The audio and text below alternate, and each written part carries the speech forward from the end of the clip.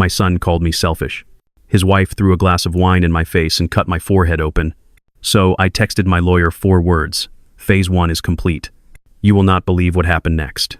Before we continue, please subscribe and hit that notification bell. This is a true story about greed, betrayal, and the most calculated revenge I have ever executed against my own family. You need to hear every single word, because sometimes the people who want your money most are the ones who smile at you across the dinner table and call you dad. My name is William Harrison. I am 63 years old. I live in North Vancouver, British Columbia, Canada. I've been retired from my accounting practice for 3 years now. Before that, I spent 35 years building a successful career, managing accounts for small businesses, helping people plan their finances, teaching them how to save for retirement. I know money, I understand assets, and I damn sure know when someone is trying to steal from me. My wife Elizabeth passed away 5 years ago from ovarian cancer, stage 4. By the time they found it, it had spread everywhere. She lasted 8 months after diagnosis. 8 months of chemo and pain and false hope. I watched the woman I loved for 40 years waste away to nothing. When she died, something inside me died too. Not my mind, not my competence, but my willingness to tolerate bullshit from people who claim to love me. Since Elizabeth died, I have been living alone in our 3-bedroom house. We bought this place back in 1992 for $170,000. It was a stretch back then. We were young, just starting out, but we loved this house, loved this neighborhood, raised our son here. Today, that same house is worth nearly $2 million. The neighborhood changed completely. Used to be young families like us, teachers, nurses, working-class people. Now it is tech workers, software engineers, people who drive Teslas and put solar panels on their roofs. My son Jason is 32 years old, works in pharmaceutical sales, makes decent money, 6 figures, drives a Tesla Model 3, lives in a nice house in Langley, about an hour away. He is married to a woman named Ashley. They have been together for 10 years, married for 7. She works part-time as a dental hygienist. They have 2 kids, Olivia, 8 years old, Noah, 6. I see the grandkids maybe once a month, sometimes less. Jason is always busy, always has meetings, always has something more important than visiting his aging father, until Easter Sunday. Easter Sunday, everything changed. Let me back up a bit, because the story does not start on Easter. It starts 3 months earlier, January. I got a call from my financial advisor. His name is Peter Mitchell. We have worked together for 15 years. Good guy, conservative, trustworthy, the kind of person who does not panic easily, but he sounded concerned. William, he said, we need to talk. Can you come to my office today? What is wrong? I would rather discuss this in person. I drove to his office in downtown Vancouver. Took 40 minutes in traffic. The whole way I was running through possibilities. Market crash, bad investment, identity theft. Turns out, it was worse. Peter closed his office door, sat down across from me, pulled up something on his computer screen. William, someone tried to access your investment accounts last night. They did not succeed. Our security flagged it, but they got far enough that I am concerned. Who? That is the thing. They used your personal information, date of birth, social security number, your wife's maiden name, your mother's maiden name. Security questions that only family would know. My chest tightened. Family. I ran a trace on the IP address, Peter continued. It came from your son's home network, from Langley. Jason. I sat there for a full minute, just processing.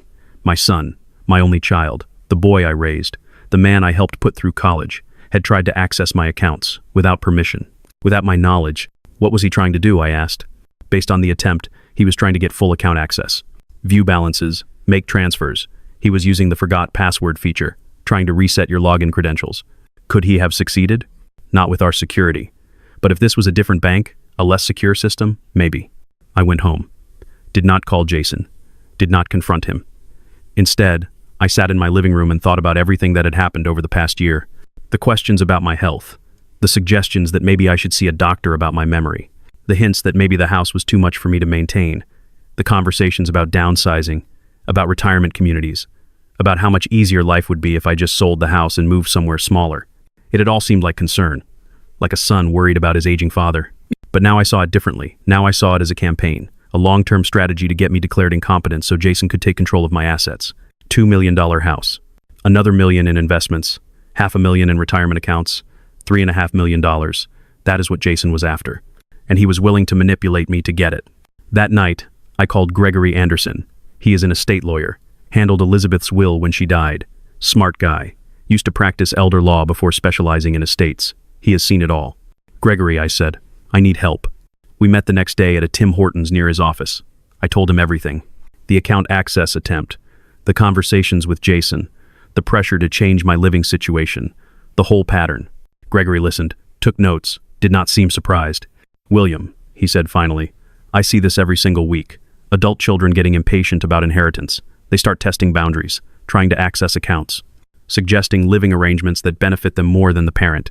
It escalates slowly, then suddenly, and by the time most people realize what is happening, they have already signed over power of attorney or sold their house or moved in with their kids who then control everything. What do? We build a case, we document everything, and we prepare for the moment when they show their true colors. Over the next 3 months, Gregory and I executed a plan. Step 1 was a comprehensive cognitive assessment. Gregory arranged it through a geriatric specialist at Vancouver General Hospital, Dr. Sarah Kim. She ran every test imaginable: memory, problem solving, logic, mental acuity, physical coordination. I passed everything with flying colors, better than average for my age group. The doctor documented it all, wrote a report stating that I showed no signs of dementia, Alzheimer's, or cognitive decline. That I was fully capable of managing my own affairs. That report was crucial, because if Jason ever tried to claim I was incompetent, we had medical proof that I was not. Step 2 was updating my will. Gregory rewrote it with ironclad language, multiple witnesses, video testimony of me explaining my decisions while clearly lucid. A no-contest clause stating that if anyone challenged the will or tried to claim I was incompetent when I wrote it, they would be completely disinherited. It was brutal, but necessary. Step 3 was setting up a living trust with specific instructions. My house would go into the trust. My investments would go into the trust. Everything protected, everything documented, everything beyond Jason's reach. Step 4 was Gregory's idea: hidden cameras. If they are planning something, he said, they will eventually reveal it, and when they do, we need proof. We installed 3 cameras, one in the living room, one in the dining room, one in the kitchen. High definition, audio and video, cloud storage. They looked like phone chargers plugged into the wall, completely invisible unless you knew what to look for. The cameras recorded continuously, stored everything on secure servers, gave us a complete record of any conversations in my house. I felt guilty about it at first, spying on my own family, but Gregory was firm. "This is not spying," he said. "This is protection. If Jason is planning to exploit you, you need evidence. The courts will not act without proof. So we are getting proof." All through February and March, I waited. Jason called occasionally, asked how I was doing. I was pleasant, normal, did not let on that I knew anything. Then came Easter. Jason called me on Tuesday. "Dad, we are coming for Easter dinner. You are still hosting, right?" "Of course." "Great. We will be there around 3. I spent that whole week preparing. Leg of lamb, Elizabeth's recipe, roasted vegetables, hot cross buns, chocolate eggs for the kids. I wanted everything perfect, because I knew something was coming. I could feel it. They arrived right on time, 3 in the afternoon. Jason's Tesla pulled into my driveway. I watched from the kitchen window as they unloaded the kids. Ashley was carrying a bottle of wine. Expensive, Okanagan label. She only brings expensive gifts when she wants something big. "Dad," Jason came in first, gave me a quick hug, the kind you give someone out of obligation, not affection. "House looks great." "Thanks, son." The kids ran over. Olivia and Noah. At least they were genuine. They showed me their Easter baskets, told me about school. Normal grandparent stuff. Ashley kissed my cheek. Too much perfume. Made my eyes water. "William, thank you so much for having us. This wine is supposed to be exceptional. You did not have to bring anything." "Oh, I insist." She set it on the counter with a smile. But the smile did not reach her eyes. It never did with Ashley. We settled in the living room. I had set up the dining room with the good china, but Jason wanted to talk first.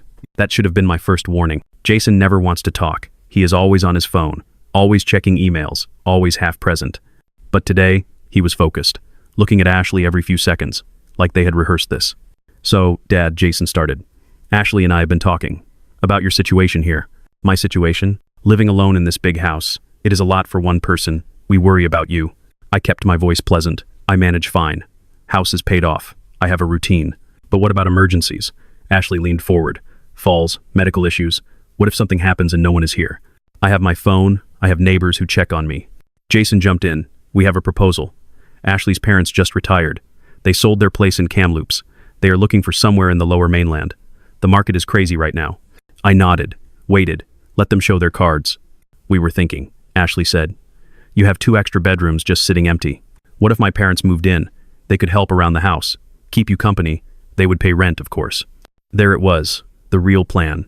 Not just accessing my accounts, not just getting me declared incompetent, actually moving people into my house, people I barely knew, Ashley's parents. And once they were in, I would never get them out. They would establish tenancy, they would have rights, and slowly, bit by bit, I would lose control of my own home. I am not interested in roommates, I said calmly. I like my privacy. Ashley's smile flickered. Roommates? They are family, William. I have met them twice. But you have all this space. Her voice was getting sharper. 2 empty bedrooms. Your own bathroom. What are you even using them for? That is my business. Jason leaned forward. Dad, be reasonable. You are 63. You are not getting younger. Eventually, you will need help. When that time comes, I will hire help or move to a retirement community. On my terms. Those places cost a fortune. Ashley actually laughed. Why waste money on strangers when you could have family here? Because it is my money. My house. My choice. The room went dead silent. I could see Jason's jaw clench. Ashley's face flushed red. The kids sensed the tension. Olivia looked scared. Noah stared at his chocolate egg. Kids, I said gently, why don't you go watch something in the living room? There is Netflix on the TV. They left quickly. Smart kids. Once they were gone, Jason's mask fell off completely. This is unbelievable, he muttered. This is pure selfishness. We are trying to help you and you are acting like we are asking you to donate a kidney. I stayed calm. I said no. That is not selfishness. That is a boundary. Ashley stood up. Her hands were shaking. Whether from anger or wine or both, I could not tell. Do you know what our mortgage payment is? Do you know how much childcare costs? We are drowning, William, and you are sitting here in a $2 million house playing king of the castle. I am not playing anything. I live here. You live here alone, she was almost shouting. Elizabeth has been gone for 5 years. When are you going to move on and think about someone other than yourself? That stung. I will admit it. But I kept my face neutral, kept my voice level. Jason grabbed Ashley's arm. Babe, calm down. She jerked away from him. No, I am tired of this. My parents are good people. They raised me. They helped us buy our house. They babysit whenever we need them. And now they need help. And your father cannot even spare 2 empty bedrooms? I said no, I repeated. That is my answer. Why? She leaned over the table, eyes wild. Give me one good reason why. Because I do not want to. And that was when she did it. Her hand shot out, grabbed her wine glass. Before I could react, before I could process what was happening, she threw the contents directly at my face. Red wine, full glass, hit me like a slap. It splashed across my forehead, down my shirt, onto the wall behind me. The glass itself flew out of her hand, hit the edge of the table, shattered. A shard of glass caught my eyebrow. Sharp, sudden, hot. I touched my forehead. My fingers came away red, blood mixed with wine, dripping down my face. Ashley, Jason jumped up. What the hell? I stood slowly, very slowly. Looked at Ashley. She was breathing hard, eyes wide, like she could not believe what she had just done, like her own hand had betrayed her. I think I need to go to the hospital, I said quietly. Dad, Jason started. I am so sorry. She did not mean to. Yes, she did, and I need medical attention, so I am going to drive myself to the emergency room. You all should leave. Now, I walked past them, into the bathroom, grabbed a towel, pressed it against my head. The cut was not deep, maybe an inch long, but head wounds bleed like crazy. The towel soaked red immediately. I looked at myself in the mirror. Blood, wine, Easter dinner ruined. Perfect. I walked back through the dining room. Ashley was crying. Jason was trying to comfort her. The kids were still in the living room, thank God. Please leave, I said again. Take the kids home. Dad, let us talk about this. There is nothing to talk about. Your wife assaulted me. I am going to the hospital. And I am pressing charges. Please leave my house. I grabbed my keys, walked out, got in my car, started driving to Lionsgate Hospital. At the first red light, I pulled out my phone, texted Gregory. Phase 1 is complete. He responded in seconds. On my way to hospital, do not talk to Jason. Do not answer calls. Document everything. The emergency room was moderately busy, Easter Sunday. Probably a lot of people having family dinners gone wrong. The triage nurse took one look at my head and got me in quickly. While I waited, Gregory showed up, 50 years old, gray hair, always wears brown leather shoes. He looked at my forehead and shook his head. Tell me exactly what happened, he said, every detail. I recounted the entire dinner, word for word. Gregory took notes on his phone, recorded my statement on audio. The cameras, he asked. Got everything. High definition, audio, video. The whole assault. Good. William, I need to ask, do you want to press charges? I looked at him. This was the moment Gregory and I had discussed extensively. If things escalated to violence, we had options. Assault charges, restraining orders, criminal prosecution. But it would destroy the family relationship, permanently. I thought about it for maybe 3 seconds. Yes, I said. Press charges. All of them. Gregory nodded. I am calling the police now. A doctor came out. Young guy. maybe 30. He examined my cut, cleaned it, said it needed stitches. 3 of them. He numbed the area and stitched me up right there in the ER, gave me care instructions, told me to watch for signs of infection. While he worked, 2 police officers arrived, a male constable and a female sergeant. They introduced themselves, took out notepads. The sergeant did most of the talking. "Mr. Harrison, we understand you were assaulted?" "Yes, by my daughter-in-law. At Easter dinner, can you walk us through what happened?" I told them everything. The sergeant took notes. The constable photographed my injury, the stitches, the dried blood on my shirt. They asked for the wine-stained shirt as evidence. I gave it to them. They asked about witnesses. I told them my grandchildren were in the other room. They asked about video evidence. Gregory told them about the cameras. Said he would have the footage delivered to the police station by morning. "Do you feel safe going home?" the sergeant asked. "Yes, but I want a restraining order against my daughter-in-law." "We will file the assault charge first," she said. "Assault with a weapon, the glass. Then we can pursue a peace bond or restraining order depending on what the Crown decides." "How long does that take?" "Depends. Assault cases like this usually move fairly quickly. Could be a few weeks, could be a couple months." Gregory spoke up. "Officer, there is also a context of financial elder abuse, attempted account fraud, pressure to change living arrangements, pattern of exploitation." The sergeant's expression changed, became more serious. "Sir, that is a different matter. That would need to be investigated by our financial crimes unit. Do you have documentation?" "Extensive documentation," Gregory said. "Then we need to open a separate file. I will contact our detective division. Someone will be in touch." They took my full statement, had me sign paperwork, gave me a case number, said they would be in contact within 48 hours. Gregory drove me home.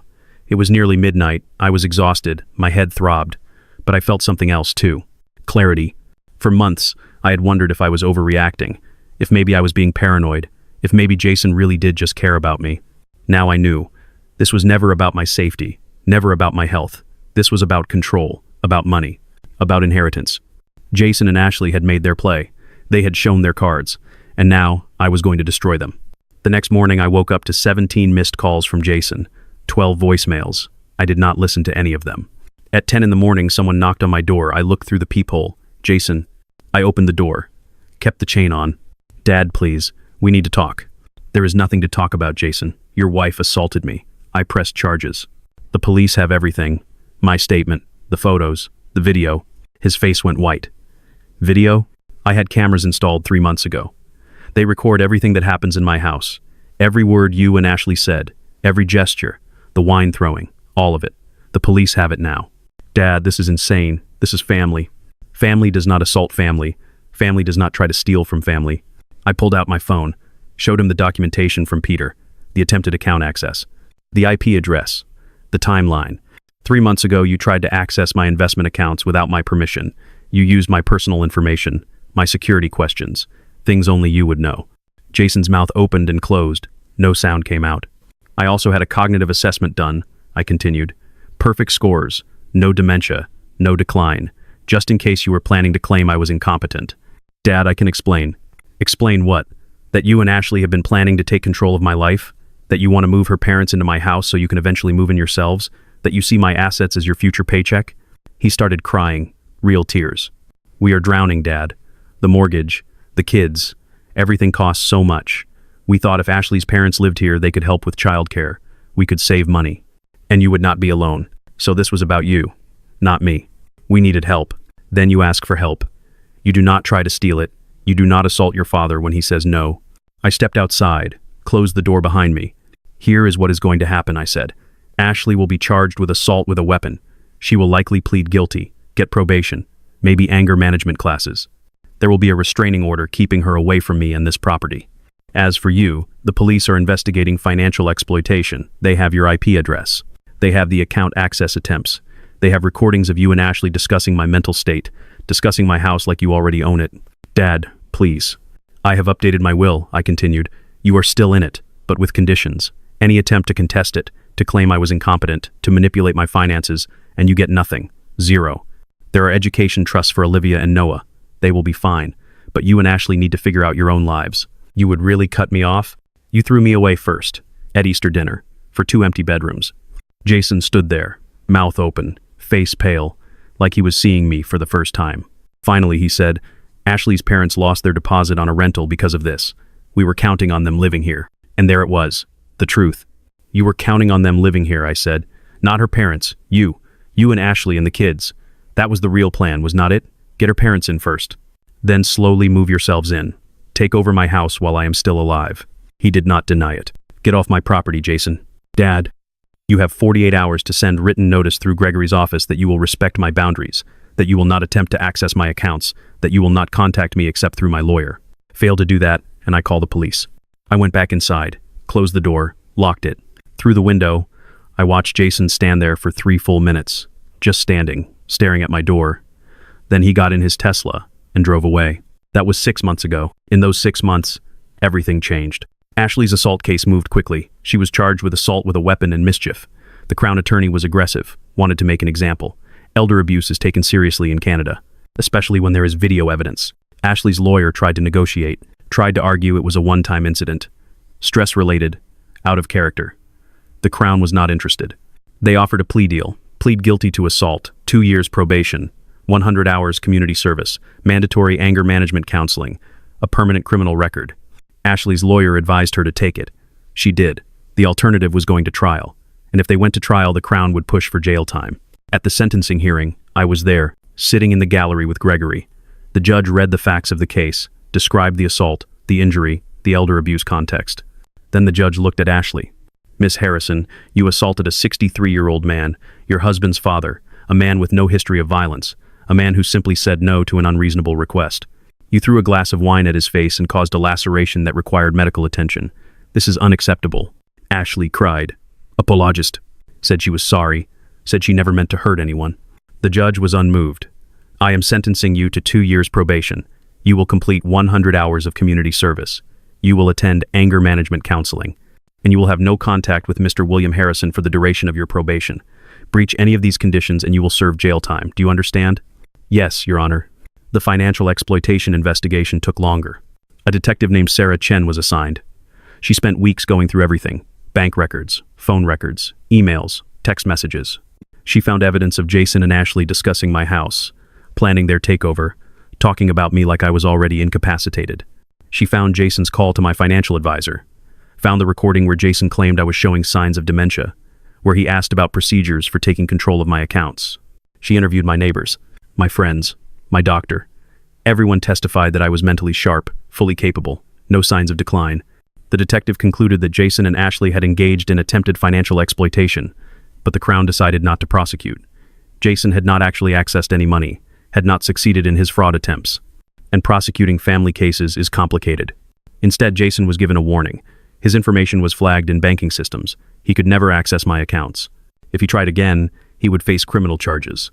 Jason sent me letters, 5 of them over 6 months. Long letters, apologizing, explaining, justifying. He talked about their mortgage payments, about childcare costs, about how Ashley's parents really were just trying to help, about how stressed they were, about how they never meant to hurt me. It all sounded reasonable on paper. But I remembered his face when I showed him the evidence. I remembered the lies, the manipulation, the entitlement. I did not respond to any letter. Last month, I booked a trip to Scotland. 3 weeks, Edinburgh, the Highlands, Isle of Skye. Elizabeth always wanted to go. We never made it before she got sick. I am going alone, and I am okay with that. The house feels different now. Lighter. Not lonely. Just peaceful. I joined a book club, started taking watercolor classes, joined a hiking group, made new friends, people my age who understand boundaries, who respect independence. I met a widow named Margaret. She lost her husband 2 years ago. We started having coffee, then dinner, then concerts. It is not serious, just companionship, someone who understands. My financial advisor says my investments are doing well. The house keeps appreciating. I am comfortable, secure, independent. Olivia sent me a drawing. It came in the mail last week. No return address, just her handwriting on the envelope. A picture of us at a park, hearts everywhere. I miss you, Grandpa, written in crayon. I cried, but I did not call Jason, because that is what he wants. He wants the grandkids to be leverage, emotional manipulation. Gregory says when Olivia turns 18, she can contact me on her own. We will have coffee. I will explain everything. She will understand or she will not. That is 10 years away. I am 63 years old. I might have 30 more years. I might have 3. But however long I have left, I am living it on my terms. In my house. With my boundaries intact. With my peace protected. The wine stain is still on my dining room wall. I have not painted over it. Gregory said to keep it. Evidence. But it is more than that. It is a reminder of what happens when you let people cross your boundaries, a reminder of what greed looks like, a reminder of why I chose myself. I sleep well at night, the house is quiet, the doors are locked, the cameras are still running. And every morning, I wake up in my own bed, in my own house, living my own life. That is not selfish, that is survival. If you are out there dealing with similar situations, with adult children who think they are entitled to your home, your money, your life, listen to me. Document everything. Get a good lawyer, set boundaries early. Do not wait until things escalate. Do not hope it will get better, it will not. Protect yourself, even from family, especially from family. Because at the end of the day, you do not owe anyone your peace. You do not owe anyone your independence. You do not owe anyone your life. Not even your own children. I chose myself after 60 years of choosing everyone else. I finally put my own peace first. And I have no regrets. Thank you for listening to my story. I hope it helps someone out there who needs to hear it, who needs permission to set boundaries, who needs to know they are not wrong for protecting themselves. You are not selfish. You are smart. Choose yourself, protect your peace, live your life on your terms. That is the only revenge you need.